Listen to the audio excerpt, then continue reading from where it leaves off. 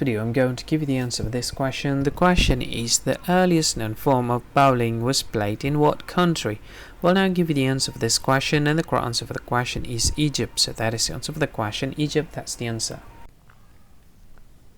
Hi, thank you so much for watching this video. If you find this video is very useful, you can help this channel to grow by subscribing this channel.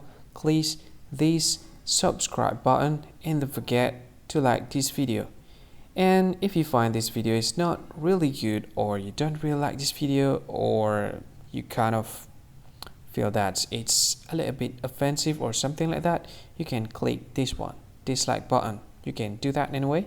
And if you want to share this video with your friend, you can share it by clicking this share button, and you can share it to any social media that you wish that is currently available at this time, like Facebook, Twitter, LinkedIn, and many others, right? And if you want to add this video to your playlist, you can click this one. You can watch this video later, and you can find more options by clicking these three dots.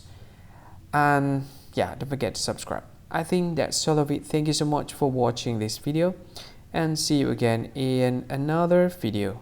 Bye bye. See you again.